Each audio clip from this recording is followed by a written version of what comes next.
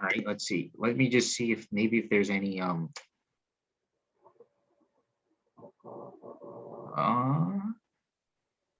says I'm recording participants.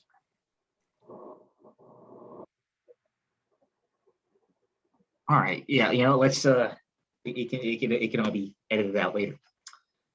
Hello and welcome to the Autos and Airways podcast. I am your host, Alex Shum. I am joined today by my good friend, Andrew Shehata.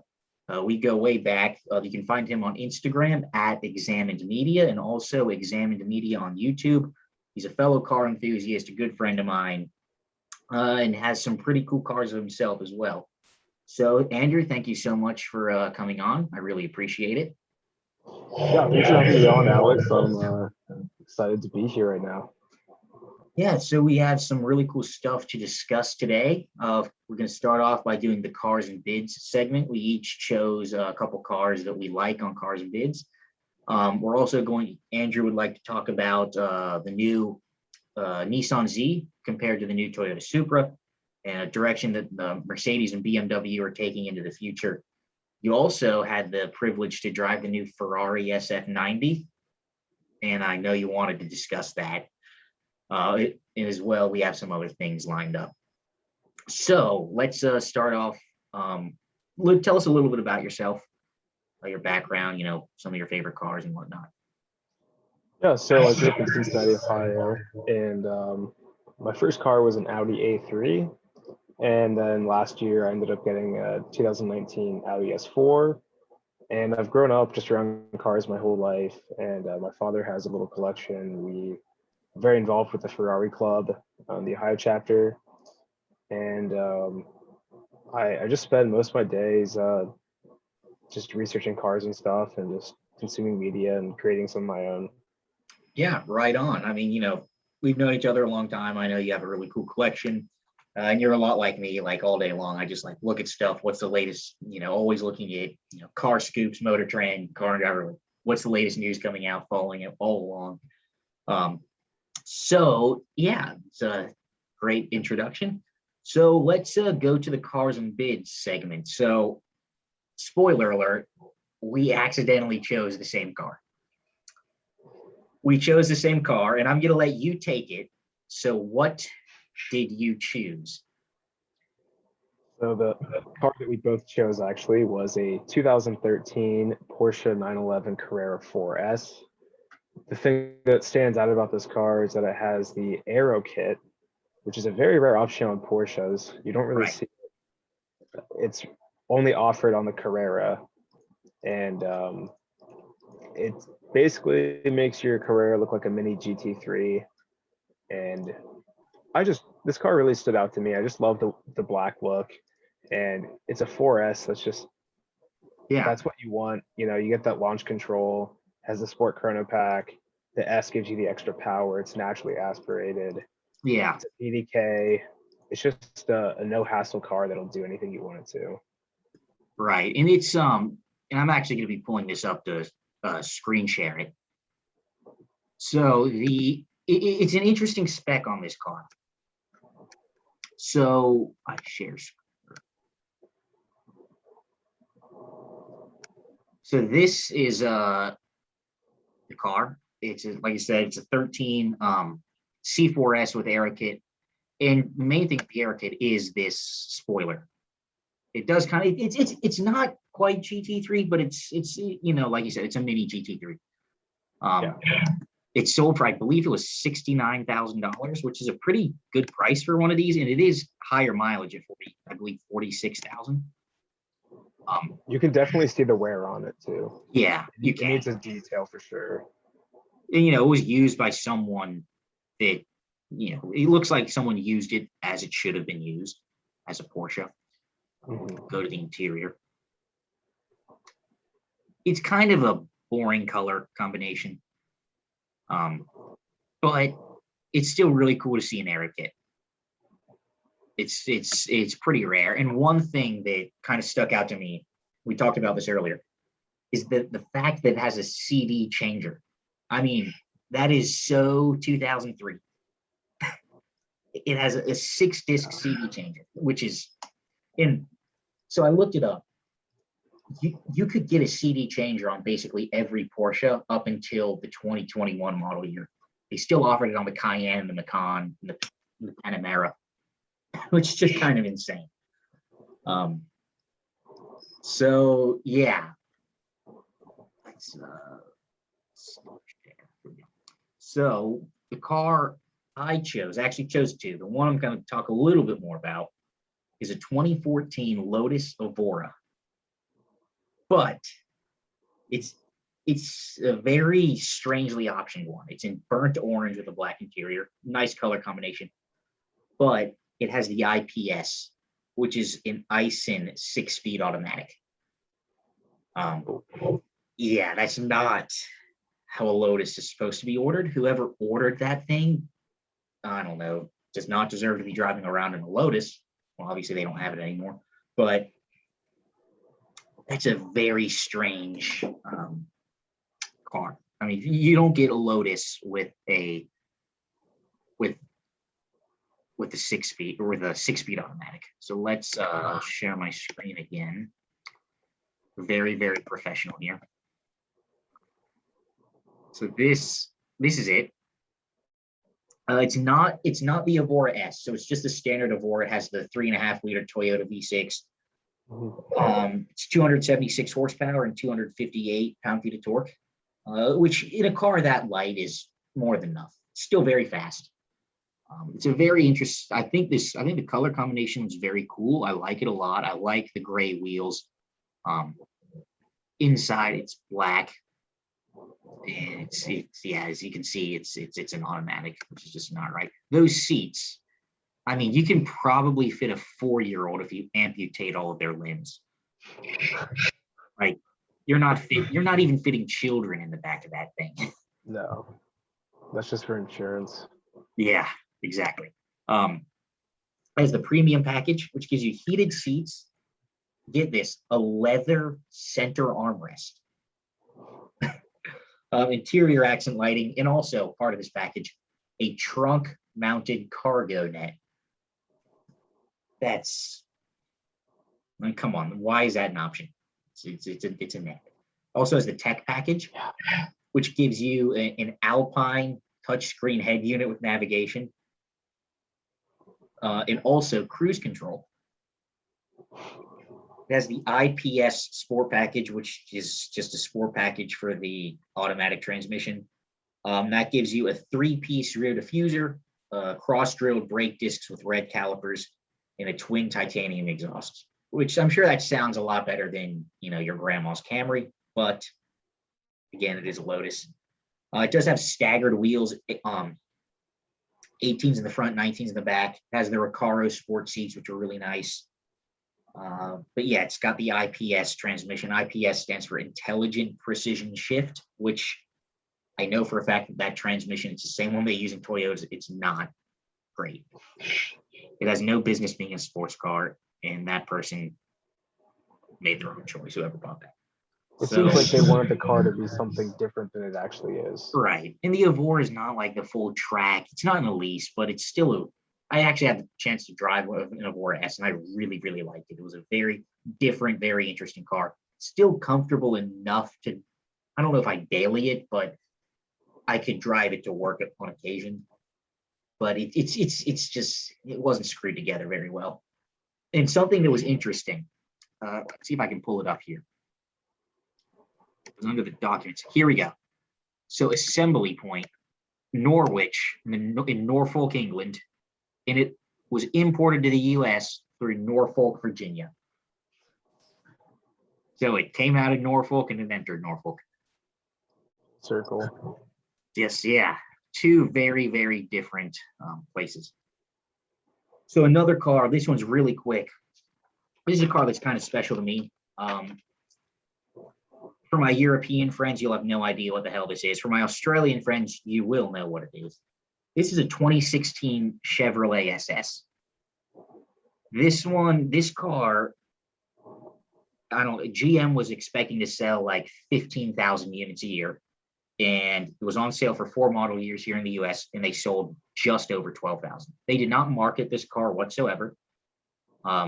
Basically, it's a full-size rear-wheel drive sedan. It's actually a Holden Commodore with a Chevrolet badge on it, and it is actually drives incredibly well. It's pretty boring looking. It's really not much of a looker. This is it.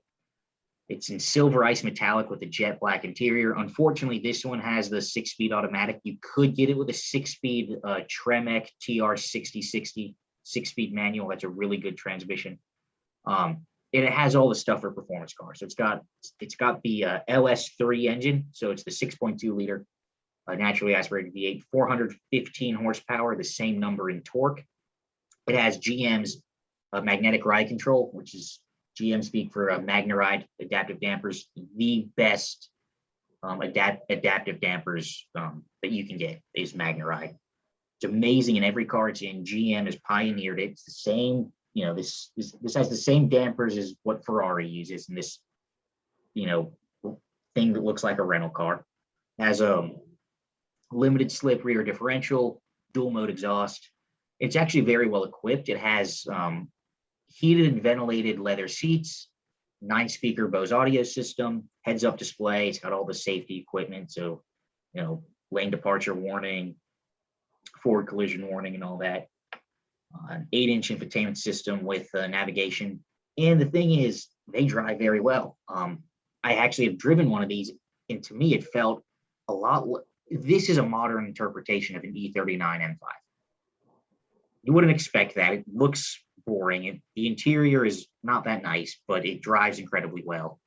And it's a shame that they only sold it for a few years and no one bought it. So that will be the end of the cars and bids segment. So let's move on to, do you want to move on to the Supra versus the Z? You want to talk about that? So I'll let you, start off with that. Yeah, so I wanted to bring this up. When I first saw the introduction of the new Z, the first thing I thought of was the Supra, and I just got so upset at Toyota and the way that they handled that release and the way that they developed that car compared to Nissan, because there's no competition anymore. There's no incentive to buy a Supra instead of a Z at this point. Yeah, I agree with you. I think, and I don't understand. Toyota is I think they are the biggest automaker in the world by volume. Yeah, I still think they sell more cars than the Volkswagen. They're the biggest automaker in the world, and they say they cannot afford to develop a sports car on their own, so they have to partner with BMW. That's the biggest load of bullshit I've ever heard, because that's just not true. They have the money, they have the capital to do that. They just didn't want to. And I know it's a low volume product. It's not going to make a lot of money, but they could have done that. And I think that was a mistake on Toyota's part. I think they could have done something interesting. And I like the new Supra. I've driven one. It was very good, but it just wasn't. It was a BMW, and it didn't feel like anything else. It just felt like a BMW. But Nissan, it's a modified version of the old the Z35. It's the 370Z. It's a modified version of that platform. It's got the engine from the Infiniti Q50. Big one, 6-speed manual. Can't get that in the Supra. You can also get a 9-speed automatic in the Z, and it makes more power, and it's a hell of a lot cheaper. They haven't announced pricing on that, but they say it's going to start around 40 grand. And the 6-cylinder Supra starts at like 53 or 54,000 US, somewhere in that range. Most definitely. And the other thing too is with the Toyota, they did a great job recently with the GR86, and they put a lot of money into it. They were very firm on their stance that they wanted naturally aspirated driver's experience, and they had the manual in that car, and everyone loves it so far. It seems like a really great, well-engineered car, and they're supposed to be higher up, like more Toyota brand prestige, more driving dynamics, just a beefed up version of that, and they just sold it out to BMW. Yeah. And it really lost the heritage. And the Z, they really focused on that heritage. They saw how Toyota did that poorly, and they remade their old car with the same sort of design almost, whether you like it or not, and then just a similar idea behind what that car is supposed to be. I agree 100%. I've watched all the reviews on the new GR86 and the new BRZ. Incredible, and I know, kind of off topic, they filled out, or it doesn't have that dip in torque, in mid-range torque that the old one did. You know what I'm talking about, right? Yeah, I've seen the dyno graphs. Yeah, have you driven one of those? No. I have, and I'll tell you what, that dip in torque it's really noticeable. I mean, it just feels like it loses everything. You need to keep revving it out, and it doesn't have all that. It doesn't have a ton of power.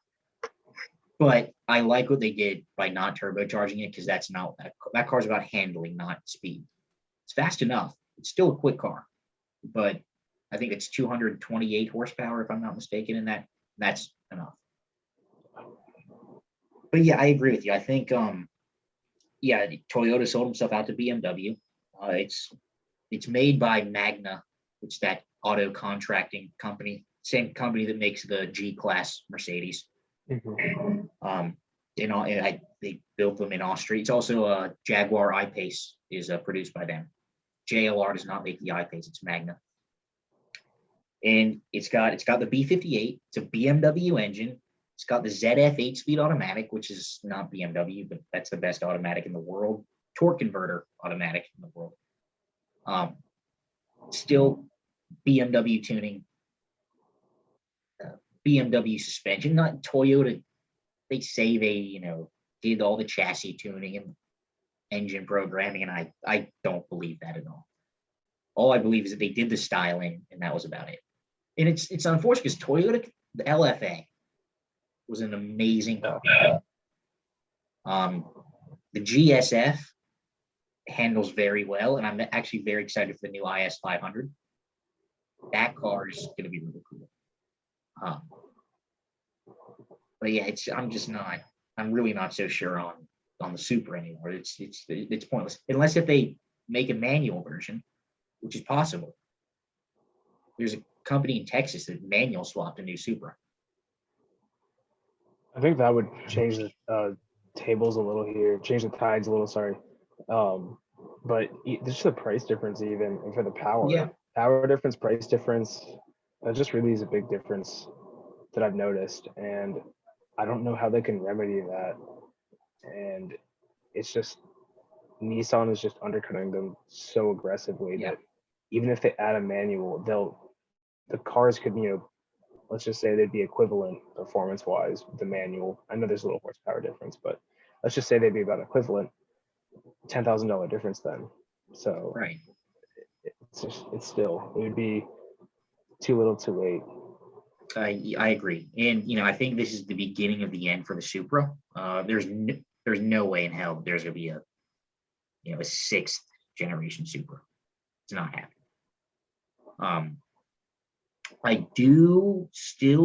I'm holding out. I do think a manual could happen later in the life cycle. I'm not ruling that out yet, and even Toyota engineers are not really ruling that out. We'll just need to see, because I think it's a life cycle. The car, there's all this hype, then it dies down a bit, and then it dies down some more, and then they'll facelift it, they'll add new features. Oh, let's put a manual in, and then the hype comes back up, and then it goes down, and it's either going to be discontinued completely or given a new generation, which for a Supra is pretty unlikely at this point, based on what the world's going to. There's also rumors that they're going to put the M3 powertrain in the Supra. I don't know what the update on that is, but that was something I heard a couple months ago. That would be interesting. I actually haven't the chance to drive the new M3 and also the M4 competition. That engine's very good. I think it's the S58. S58, yeah. That's I was actually very surprised at the difference between the two. I was not expecting the competition to be as noticeably sharper in basically every dimension than the base M3 with the 6-speed. But again, kind of going off topic a bit here. Well, actually not. Let's We're leading into our next one. Going to the next one. So the direction that BMW and Mercedes are going. I don't know how you feel on this, but look at my face. Like on earth? What on earth are they doing? I mean, Yeah. how do you let you start off with this, and then I'll give you my 2 cents. Yeah. So the thing that is upsetting me the most with BMW is their styling, I would say. Um, and then there's also, I mean, you guys already know what I'm talking about. The grills and everything, and their electric cars, they're doubling down on the grills that shouldn't be there in the first place. There's no reason for it in the electric cars. And Actually, then, let me tell you, their electric cars do need cooling. They don't need a massive grill, but they do. They're necessary. yeah, the way they have it designed, it looks very like it's very little functionality in that application. I think on like the i4 they have coming out, and then BMW is also like fighting itself with its marketing. The M cars, their marketing is trashing electric, and then the electric car marketing is trashing M, and the brand is like hurting itself with that. So I guess we could start with just BMW first, but I'm really not liking the way they're going.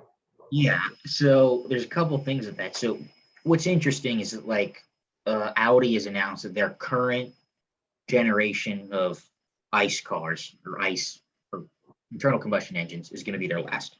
Mhm. BMW is still very committed to ICE, which thank you BMW. That's awesome, but they're still pushing heavily toward electrification. Everyone is, and Audi said basically once their current engines reach the end of their life cycles, it's EV. That's all they're doing. It's unfortunate, but we could talk all day about how EVs are not as good as ICE cars in many ways, but also I've driven. There are electric cars that I do genuinely really like. Everything from Yeah, Tesla is absolute dog shit. And I don't care. Everyone knows my opinion on that. A to B, they're fine. They're not bad cars, but as performance cars, they suck. Um, but with BMW, yeah, I just don't know what they're doing. I mean, design. Well, I was having a conversation. I have a friend in England. Um, she knows a lot about BMWs. I'm not really going to say a whole lot about her, but she she doesn't understand why they're looking like this, and I don't understand why. I remember seeing an article a few months back where the head of design for BMW, it was said that they did a study and only 20% of the people liked the way the new M3 and M4 looked. And he was taking that, he was like bragging about that. Like, no, dude, that's not something you brag about. That tells you need to go back to the drawing board. What you need to do is you need to take that design, throw it in the garbage, and start all over. And I think that's a shame because I think the new M3 is a very good looking car everywhere apart from the front. The weird like fender, it doesn't like the door that isn't like flush with the fender. That's weird. But other than that, I think it's a really good looking car. And again, I was talking to my friend, and we were like, what? I made the joke saying this guy must hate BMW, and she was like, yeah, I don't understand why they look like it. Why these cars look like this? And then I like looked this guy up. He was like, oh, he's Dutch, so he was on drugs. That's why they look like that. yeah, If you know who you are, I'm talking about. If you're listening to this, you know who you are. I'll just leave it at that. Um, but no, they're horrible. I mean, the interiors, BMW interiors have looked the same forever. They're so nice. They're they're nice. I like iDrive, but they need to do something. They need to make differentiate themselves. Like Audi, I think is doing a really good job. And, everyone's a little bit different. Mercedes, BMW, it's all the same. Just take a 7 Series, and not really, the core of BMW is the 3 Series. The core of Mercedes is the S Class. And so everything is based on a 3 Series in BMW, and everything's based on an S in Mercedes. So I guess with that, let's move over to Mercedes because yeah, EQ. I think that's probably what you're going to be talking about here. EQ. they made it look like a bubble. I mean, I see that. Let's say it has a great, yeah, it looks like your mouse. Yeah, I mean, let's say it has a really great drag coefficient. It's super, efficient with that regard. it just doesn't look right. It doesn't look like a car. And I don't see the point to make it look like that. And it's really just confusing to me, honestly. The design there is not looking great. The electric G-Wagon looks okay. But Yeah, what is this? In the little box on the back of it instead of a tire? the box is so strange. That's like the on the Defender. So you guys that know me know that I have a 2021 Land Rover Defender. I did not get the external side mounted storage box, which everyone in the Defender Facebook group calls the lunch box, because that's literally what it is, because it looks so stupid. When you put it on, you cannot see out of your mirror because it takes up so much space and the mirrors are kind of narrow. And if you're like if you go camping all the time or if you need extra storage, I get it, but it's stupid. And on the Mercedes EQG, they basically put that on the back where the tire would be. I mean, it's an electric car. If you're going to use it for off-roading, you're still going to need a spare tire. Yeah, electric cars still have tires. I don't see the point in removing that. They don't have square wheels on the car. It's silly. And they're pushing heavy. I mean, Mercedes is pushing heavily toward electrification. I mean, the whole EQ brand. It was first it was the EQC, the SUV. Yeah, and they canceled that launch actually when it was going to come out. It was so bad they removed it from the lineup in the US. And so our first EQ product is the EQS. Yeah. EQ. We still get like now their EQ boost engines. That's great. They do. I will admit, Mercedes does mild hybrid better than anyone right now. Because so when I was getting my Defender, my original plan, I was going to get the P400, which is the straight six mild hybrid. Because I was coming from an LR4 or Discovery 4 from my international friends that had a V8, and I really didn't want to, lose with power. And I did not like the way that car drove, specifically in the Defender, because you have that little electric motor that powers that electric supercharger, and you're supposed to have instant torque. Well, you floor the P400 Defender, it's dead under like 1500 RPM. Just get nothing. And then it's power all the way up to redline. And I ultimately ended up going with the 4-cylinder turbo. Yes, it has a little bit of turbo lag, but I'd rather have that than absolutely nothing under like 1500 RPM. Mercedes uses that. Basically, it spools up that supercharger. So you basically have a ton of torque. And I think it starts at around 100 RPM. So you always have power with those. And they're so smooth in the way they deliver power as well. And stuff like that is I really like those engines. I'm sure you're familiar with the upcoming C63 Amg. Yeah. So I saw a render of it. I think it looks incredible. The design's great. I love the way AMGs look, to be honest. The current gen especially just looks so aggressive. It has they put a lot on the car, but I don't think it ever goes too far. It never looks like too much, and it looks like a really great OEM design. But the 4-cylinder, I mean, would I own one? Maybe, but is it not it's not what I'm hoping for. It's not what I wanted. It's not what we're used to. And this new 4-cylinder they have, the AMG 4-cylinder, has a lot of like controversy around it. Some people love it. Oh, it's so fast. It has so much torque, but the sound is just not there at all. And if you still have an ICE engine, you might as well have a lot of sound. Otherwise, it should just be full electric, is my opinion. And also that engine's been around. The previous generation CLA had it, CLA 45, and they do not hold up very well. You have all that power in a 2-liter. That's a lot of stress on an engine. Yeah.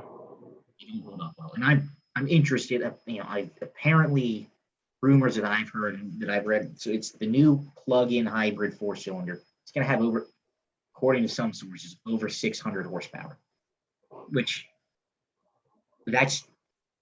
this is going to be controversial, but that's too much power for a car that size. I think 500 in the M3 is too much. And also, it's a 4-cylinder plug-in hybrid performance car. Plugs are for butts, not AMGs. Secondly, that's just not AMG. They're all about loud V8s. They're German muscle cars, is what they are. Yeah. And that is just kind of going against everything that they've all. That's going against their heritage. Yeah. Yeah. So my dad used to have a 2018 C63 sedan. I loved that car. It was almost like with the rear wheel drive, it was a little rowdy for just like a daily driver sedan. And that even had less power than the S's. But it was just amazing, and the sound was incredible, and you really like felt so connected to that car when you're driving it. It handled just so well. I loved it.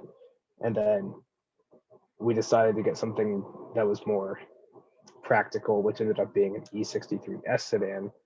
And that car had its completely different personality. That car was all about just putting down raw power. No matter, like, you could floor that car any temperature, any RPM, any surface, and it would just put the power down. You wouldn't slip one bit. So it was very different than the C63. So the C63 is going to feel a lot more like the E63, and you're going to lose that nimble rear wheel drive, rowdy driver's car. Yeah, I'm like I said, we won't know until it comes out, and it's going to be very soon. But it's just not going to be the same. And no one does turbocharged V8s like AMG. They sound incredible. They perform incredibly well. Yeah, they're very responsive engines. I'm not a fan of the BMW V8s. Like, I don't think they sound that well. They're very fast. What I would have, speaking of kind of cars this size, like a small, M3 C63, I would have loved to see a Jaguar XE SVR, not the Project 8, but give me an XE with the 510 horsepower tune of the 5-liter. Yeah, just like a street version of that car. Yeah.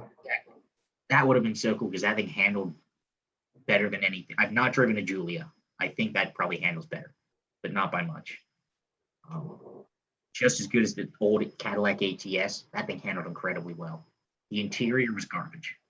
The interior was so appalling. I didn't even want to touch it. It was so bad. But I've driven an ATS-V, and that is, in terms of just driving, my favorite car in that segment. And I'm very excited for the new CT4 because it's finally nice and it's still going to handle well. That car looks incredible. The styling, they nailed it, and the engine sounds great, and it just seems so fast and engaging. So And the CT4, yeah, that's Cadillac, and this is their, again, kind of going back to all this electrification stuff. This is Cadillac's last ICE V cars, the CT4 V Blackwing and the CT5 V Blackwing. And they went out in the bang. Yeah. So let's I'm gonna turn it over to you pretty much for this whole next segment of SF90. Yeah. So what happened was I was at a Ferrari Challenge event in Indianapolis, and I saw like a little email, and it said we're doing test drives for the F8, SF90, the Roma, etc. So I called Ferrari North America. I said, "Can I sign up for an SF90 test drive?" They said, "Sure." No one signed up yet. What day do you want? What time? And my face lit up. I was like, "You're joking, right?" Like, it was surreal to hear that. So I signed up for a 1 o'clock time slot. I got there, gave them my license. They gave me the keys. I had an instructor with me, and we took the car out on the streets of Indianapolis by the Speedway. So first impressions when I sat down were it felt incredibly high quality. The interior was very, like, the leather was very taut in that car. The screens were great. They kind of changed a lot of things up. So it wasn't like just sit down and go. The buttons felt kind of different. I had to like press things a couple times to figure out how I was supposed to press it. It's kind of strange. But the seating position was great, and it felt like a big car. So I don't know if the dimensions are bigger than the F8. I want to say they are. It really did like feel like a big car on the road. And as I started driving off, um, it felt so smooth with the electric underneath the V8, the low speed. And once we took it out, it was so comfortable. I mean, the roads there were just so shit. I mean, there's no surface to drive on. And I And believe that has the Magnaride shocks. yeah, it does. Road mode is Magnaride shocks that are with no electric current through it, so it can move freely. Yeah, and I was in the second stiffest mode, so I'm sure there's a big jump to the last mode, but it was so comfortable on those roads. I was just shocked by that initially, and then the power delivery was ridiculous. Um, like it has so much electric power that like you can't even go down to like second gear and just even give it half gas because it has 1,000 horsepower. So I noticed it was like too fast. Seriously, it was too fast for the road. Yeah. Um, Is that the fastest car you've driven? until I drive. I mean, it's almost on par with the Plaid. Like from like a quarter mile, it's almost on par with the Plaid. I know the Plaid's a little faster. I think, or I think the Plaid's a little faster, but it was by far the fastest car I've driven. I know for me, the fastest car I've driven was a 991.2 Turbo S. And that thing felt, I mean, but that thing was also it was much more controllable. You didn't, you put your foot down, you're going to jail, but you don't really have to do that. It's just like any other 911. And I am going to be, hopefully soon, be driving the Plaid. And I Yeah. know for a fact that thing is way too fast for the road. And the pricing of it is very expensive, but not unreasonable, which means idiots are going to get into that. A lot of people are going to buy that car. A lot of people are going to crash it, and I guarantee you people are going to die from it. And the other thing is the yoke is a fucking joke. I'm sorry. This Yeah. is not Yeah. working. Yeah. So the steering in the SF90 felt very light. Like it was almost like a video game. Yeah. I mean, I thought it was pretty light, and you felt so many vibrations through the car because on that platform versus the F8, the engine is so much lower. Like you look down, the engine's basically on the floor of the car. You can see through the glass, and then the visibility was so poor out the back because there's no rear window. It's that slanted um, plastic panel. I think it's like plexiglass or something like that. So you barely see anything out the back, and you like hear the turbos and you're like blowing off as you let off from behind you. It's such a crazy experience. Like it really was a lot more engaging, like sound wise, than people made it out to be in their reviews of it. So you really felt a lot of sound from just the car like vibrating or the exhaust or the turbos. It was really great. Kind of what I'm getting from this is that even though it's got all this technology and even though it's very advanced, it's still a driver's car. Yeah. And the transmission was it was the best transmission I felt ever. So they said it's like 30% quicker shifts than an F8, and you really noticed that. You were just like you didn't even notice any. I mean, it was like a video game. Like seriously, and the way you look at the speedometer going up as you're driving is like a video game. Like cars don't do that. They don't go that fast. But that's what they do in a video game. That's the way the steering felt. That's the way the transmission felt. There was no perceptible lag for in anywhere in the car. That's impressive. I mean, 30% faster shifts than an F8. Yeah. And that's what Ferrari's latest version of the F1. Is it still called F1? I think it's called F1 dual clutch. I'm not sure exactly. Dual clutch. And that thing's like already the fastest shifting dual clutch you can get. And I've never had the chance to drive a Ferrari, and I know that's what everyone says, like the best dual clutch is Ferrari, and then my second best is PDK. I've had the chance to drive a lot of Porsches, and I think PDK is incredible. I would always get a manual if that's an option, but PDK, I feel like on a track, PDK is probably faster if you leave it in automatic than if you shift it manually, because it just For sure. knows. Yeah. Gear so quick. And it's very smooth.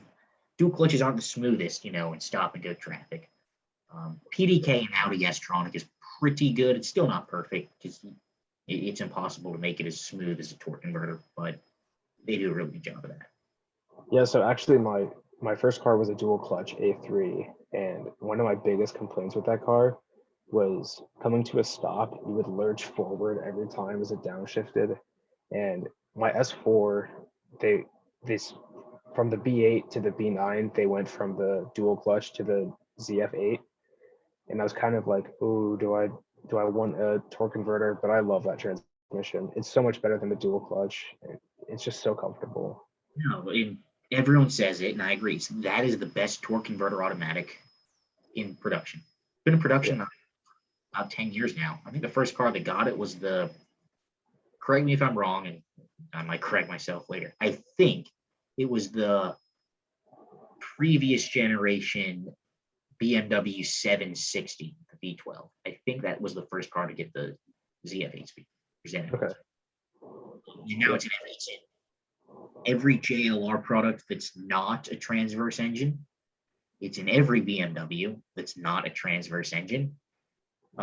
It's in the Audis that are with a lot of torque. I know that some of their dual clutches just can't handle the torque. Yeah, it's in most of the S and RS above like the S3. Right. It is in it's in all the Alfa Romeos. It's in all the Maseratis. It's in all the Dodge Challengers and Chargers and Chrysler 300s and Grand Cherokees and Durangos and all of that. It's in all the Ram pickup trucks. It's a really good transmission. I mean, it's in the Rolls Royces. Mm-hmm. It's funny. A Ram 1500 pickup truck has the same transmission as a Rolls Royce fan. I mean, it's so versatile. I mean, I've driven so many cars with it, from like the SVR that we used to have to my car to we used to have a Maserati Levante Trofeo. It feels completely different in every single car you drive it in.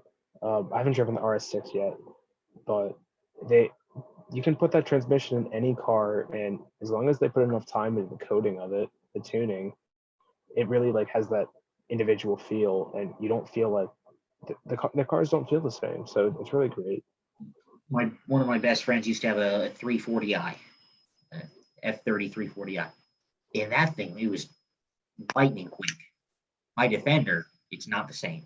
It's actually not that quick. Like when you manually, but then it's not supposed to. It's not a performance car. It's much smoother, and it's even like my mom's Discovery that has it. That thing will shift pretty quickly in my Defender. My dad's Audi Q7 is also kind of the same way. It doesn't shift as quickly as the Discovery in sport mode, but it's kind of more of a smoother. And that's the best thing about it. Like it's so versatile. It can be almost dual clutch quick when you want it to be, and then it can be a complete slush box when you want it to be. Yeah. It's just that dual personality that you don't get with really anything else. No other transmission. Yeah. It is what it is, and it's a great thing. And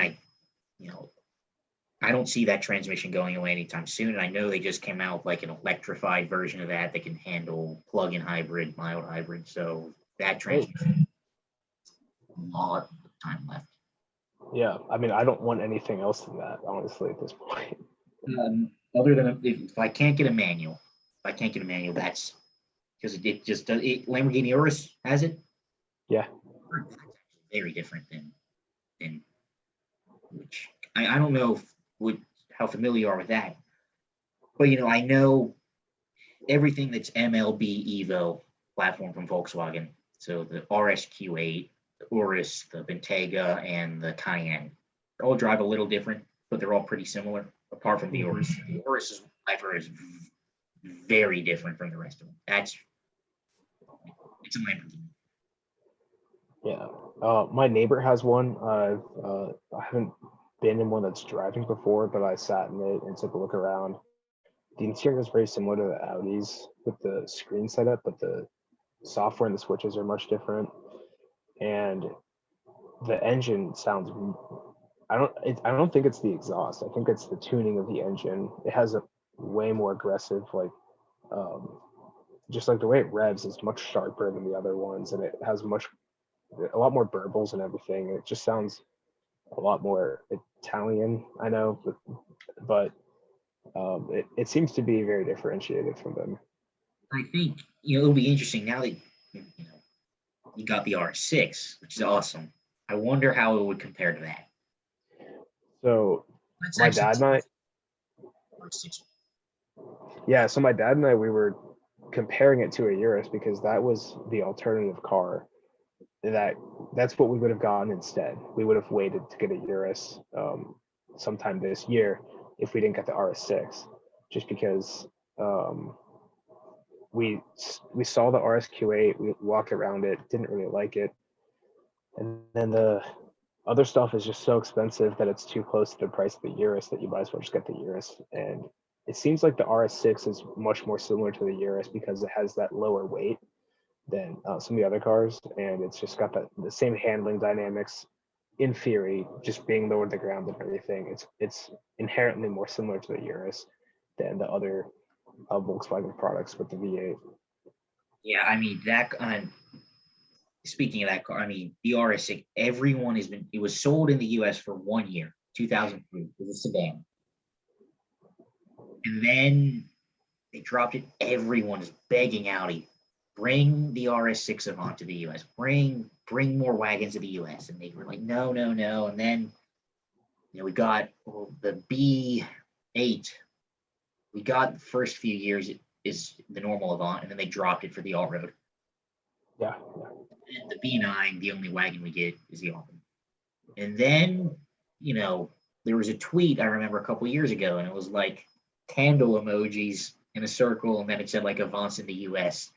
And all this speculation came. I was like, oh, Audi's bringing something to the US. Well, they announced A6 all-road, bringing that to the US. And also the RS6 will be available in the US as a special order only car. Yeah.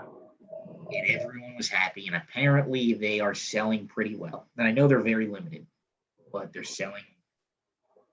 So Audi, I don't know what the long-term outlook on that car is in the market here, because the car that we purchased was supposed to be a special order with a special color, like a bluish white, and Audi canceled all special individual paint orders on the RS6. So you just can only get the colors they offer, and that upset a lot of people. And the production is like grinding to a halt now. Like there's just nothing coming in. There were like 9 cars for sale in the entire country new at the time that I got at the time that I found that one. And there's a lot of used ones, but there's not a lot of new ones. So Obviously right now the chip shortage, that obviously has something to do with it. That's every car. It's not just that, it's everyone. It's everyone. Yeah. I know now, like if you want to order a Land Rover Discovery, you can order one right now. You're not getting it for a year. Yeah. That's because they're shifting production more toward Defender and then the upcoming Range Rover that's going to be out very soon. There's not many people are buying Discoveries anymore. It's a shame because it's actually a really good car, even though it's a bit strange looking from the back.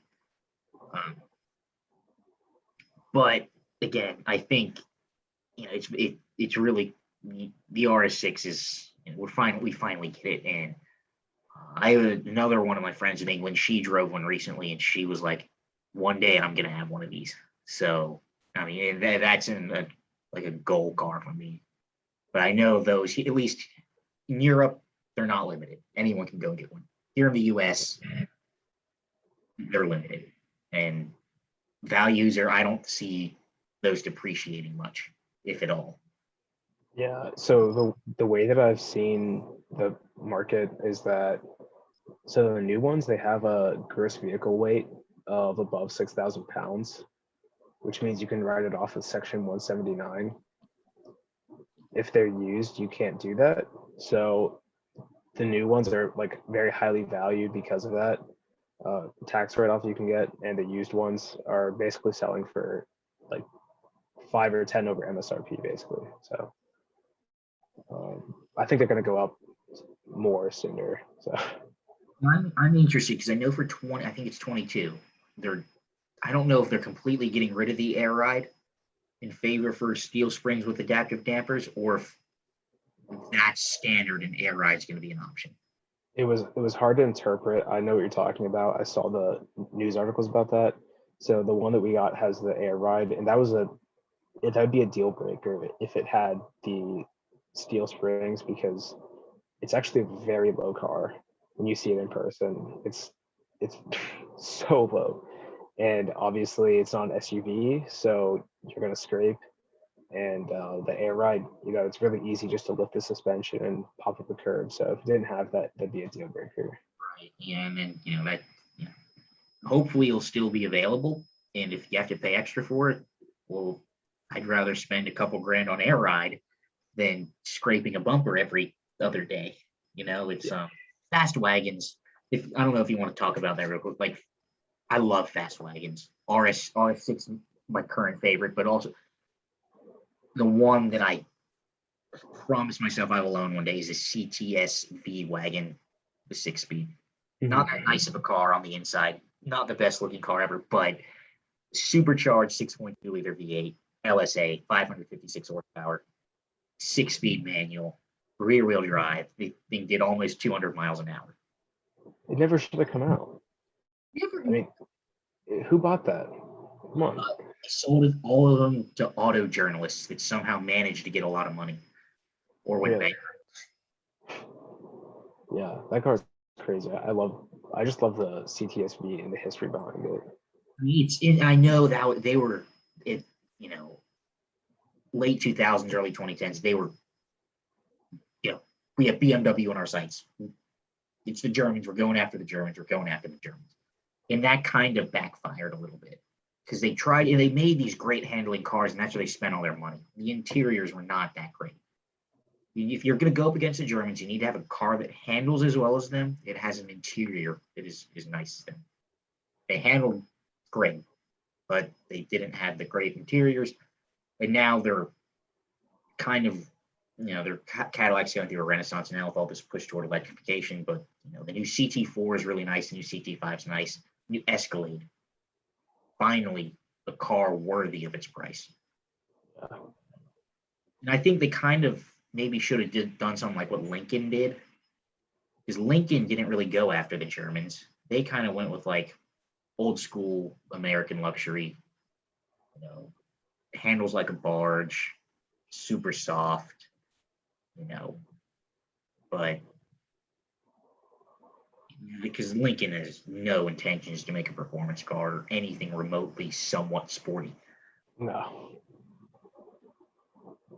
Yeah, who knows and actually one last thing about that.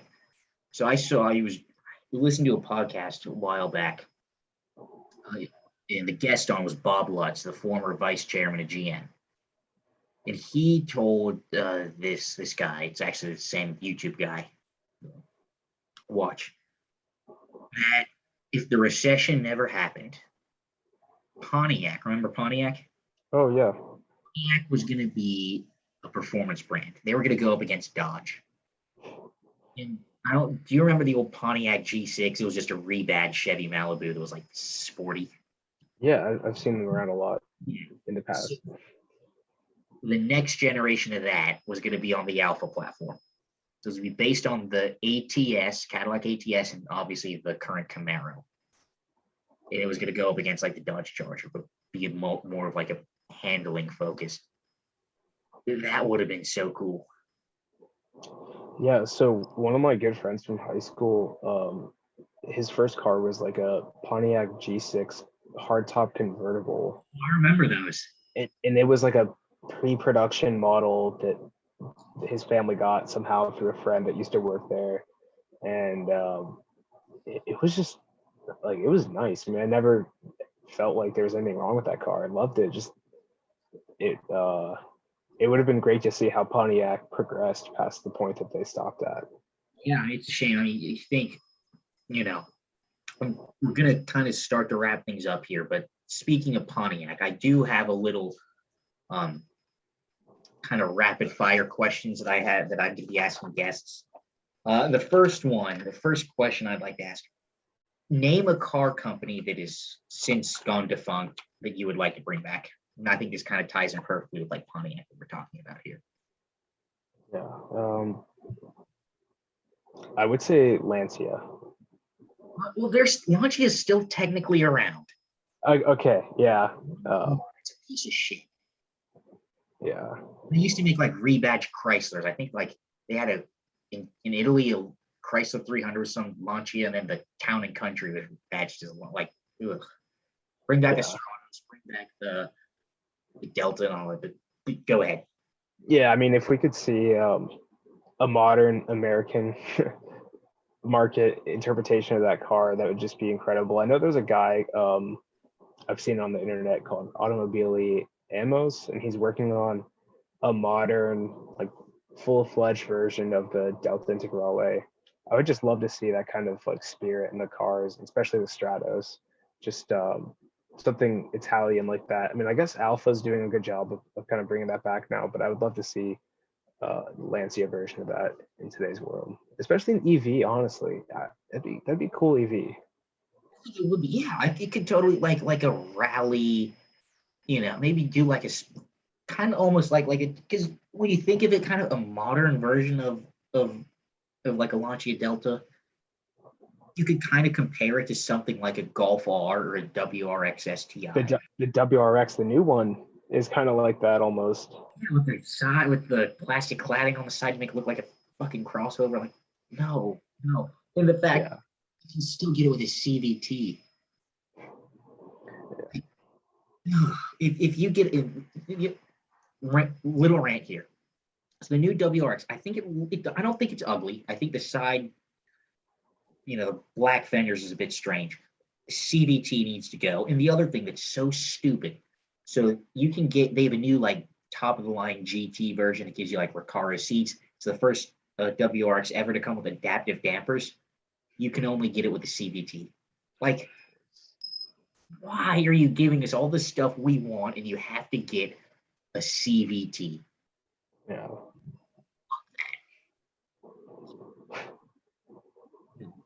No. It pisses me off. It truly, genuinely pisses me off. Yeah.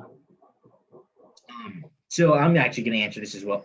Car manufacturer I'd like to bring back, Saab. Yeah, of course. Yeah. I mean, they were strange. GM made some questionable decisions under them, but they were so weird and quirky, and I really like that. They had character. The car I saw a couple months ago, I freaked out. I saw a Saab 94X. Yeah. Which was just a rebadged Cadillac SRX, but I think they only made like I believe the number was 814 units before Saab went bankrupt.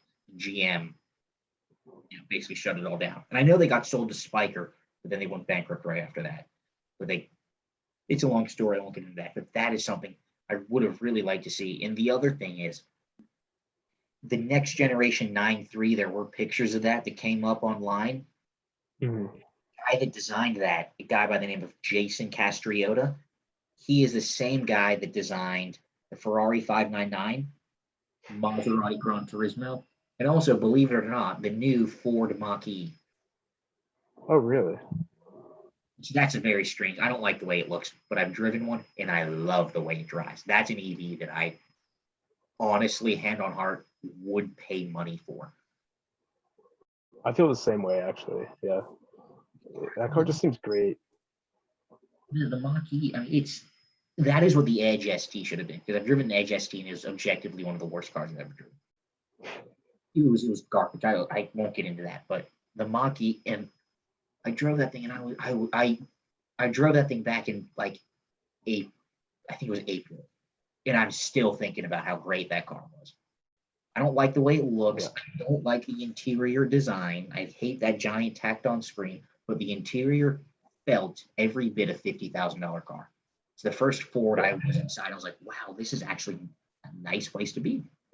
And the GT is about to hit dealers, and I'm going to have to go back and test drive that, because that gets Magna Ride. You get extra power, and it's going to be even better. I would pay money for that car. But yes, so for me, it'd be Saab.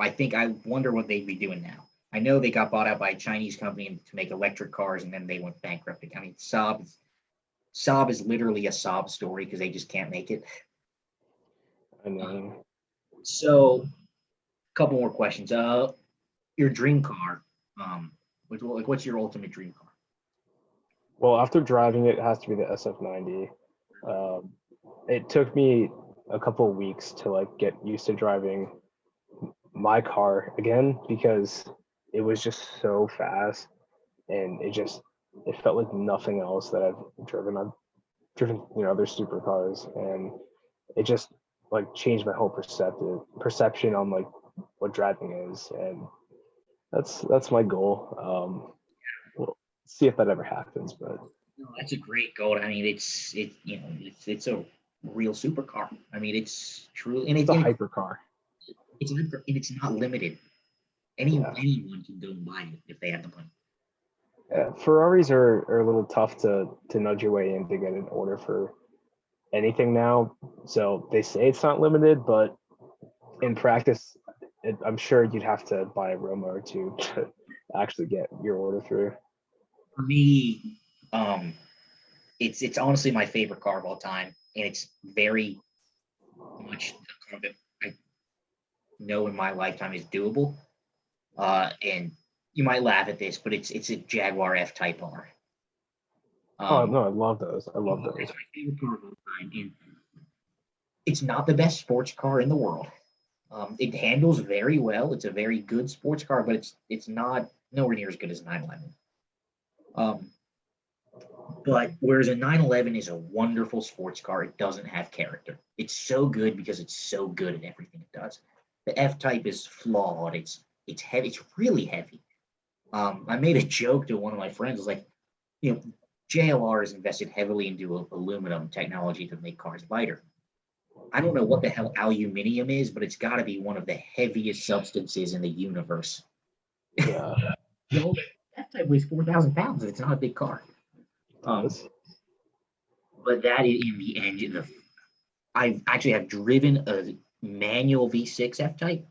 Really fun. Manual, pretty good, not the best, but I could not get an F Type without the V8, and I'd be willing to sacrifice that for it's the ZF 8-speed automatic. Doesn't matter, best 8-speed ever. Yeah. Give me an F Type R coupe in British Racing Green, tan interior, glass roof, Meridian surround sound system, and no carbon ceramic brakes. I don't want ceramic brakes. And my life will literally be complete. I'd be like, yeah. My ultimate garage is a Defender and an F Type, and I'm already halfway there. I think you'll make that happen pretty soon. I don't doubt that. It's definitely possible. So I think I know the answer to this next one. Your car of the year, the best car you've driven this year. So I think yeah, I mean it has to be the SF90. I haven't driven the 765 LT. That could probably be a close second if I've driven it, but I don't really trust McLaren much. And I was just so shocked by the SF90 that it really like I didn't have high expectations going in. I thought it was going to be I thought it wouldn't feel like a Ferrari, but it really did feel like a Ferrari because I drove an FF the same day that morning, and then I drove that, and we drove the Roma the day before, so it really was a shocking car to me, and it's just a great milestone for Ferrari. Yeah, it's impressive. That's their first ever like true plug-in hybrid. Besides the LaFerrari, yeah. Was that even technically a plug-in hybrid? Yeah. Yeah. I don't count that. That was limited. For me, this actually might surprise you. Taycan Turbo. Okay. I was going into it thinking, okay, this is going to be really good. It's Porsche. They don't make garbage.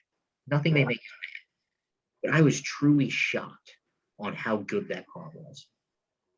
And it wasn't the Turbo S. It was just the normal Turbo. And I didn't drive it. I didn't have much time in it, but I was like, that car got me this close to being an electric car convert. I couldn't do it, but it got me this close. Because first and foremost, it was a Porsche. And after that, It just happened to be electric. It was great. So, all right, last two questions. Two more. The most interesting / weird car you've ever driven or experienced? Yeah, so I would say it's probably the Maserati Levante Trofeo. So the one that we owned was Rosso Magma, which is a Ferrari color. It looks exactly the same as the Ferrari color, same name, and it had 600 horsepower Ferrari V8. It was a cross plane crank version of the 488 engine that Ferrari twin turbo V8, and it had the ZF8 speed, and it was a Levante SUV, but it was so rowdy. I mean, it would fishtail every time you punched it, and it had this Corsa mode, and we had that car in Florida. I would try and do like a U-turn, and I'm like drifting down like 3 lanes of traffic. Like it was so touchy and just it was like a Hellcat SUV. It was just crazy. And it had so much torque when you were like going at like higher speeds and you were going through like higher gears. It had so much torque through that, and it had like this super chirpy blow off valve on the turbos, and it was just. But we drove the dog around in it, and it was a Skyhook SUV. It was so strange. Personality, like it could be comfortable and it probably couldn't be quiet even if you wanted it to, right? Actually, I mean, it was if you close the valves, yeah. And then it's the complete animal. For me, I'd say the weirdest, kind of most strange car I've ever driven is a cross between. It's hard for me to choose between the Model 3 Performance because I did not like that car. Yeah. It did not handle well. It was built. It looks like it was built by a bunch of 4-year-old or baby apes. It was so bad, but in a strange way, it made sense. Like I understand why people like it. It's got all these stupid gimmicks in it, but is a commuter car not bad at all. It was just kind of just really weird in how that was. And also Mach-E, because it's an SUV, it's a crossover that should not handle that well, and it's electric. Yeah. So the Mustang name on that means something. So, last question. What is the car that's not sold here in the US that really interests you and that you would really like to drive or Yeah, let me think for a second.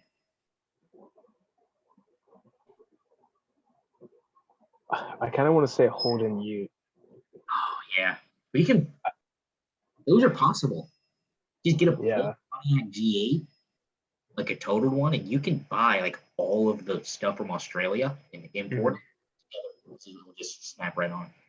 Yeah. That's I just feel like that car is just so interesting to me that it looks like that and has that. I mean, I don't know. It always stuck in my mind since I played like Forza Horizon 4 and they had it in there. I'm excited for 5. The Defender's Yeah. in. I'll be able to ride my own car in a video game. That's Yeah. pretty. For me, it was always the RS6. I can't say that anymore. Yeah. And I think right now it's got to be the it's not a Renault, it's the Alpine A110. Oh, that car is crazy from what I hear. I've heard really good things about that, and I think that's I think it's interesting. I think that could be a really really cool car. It'll never come here, unfortunately, but it's a Cayman, but different. Just seems like it's more smooth and just I don't know. It feels more like a hatchback, but it has that form factor, like form factor. I think, yeah. Well, who knows? Maybe one day. I'm going to England next year, spending $2,300 on a rental car. That's how much it is, and it's going to be a Skoda Octavia or similar, which is just it's basically you could say it's the equivalent of a Passat. Yeah. I really hope whatever I get, it's either that or something that's not sold here in the U.S. That's what I want to experience something new. So we're going to wrap this up here. Andrew, thank you so much for joining me. I really appreciate it. I hope you had a great time. If you want to drop your Instagram and your YouTube again for everyone to go and follow you there. Yeah, so my Instagram is at Examined Media, and my YouTube, if you type in Examined Media, it'll show up. The channel is just called Examined. I also run the social media, the Instagram account for the Ferrari Club of America Ohio chapter. So that's at Ferrari Club of America _Ohio. If you want to follow us there, I'd love to interact with you on that account too. So it was really great having this conversation with you today, and hopefully I'll be able to see you sometime soon in the coming months. Absolutely. And yeah. Yes, no, thank you so much for coming on. I hope you guys enjoyed this episode, and I will see you all in the next episode. Cheers. All right.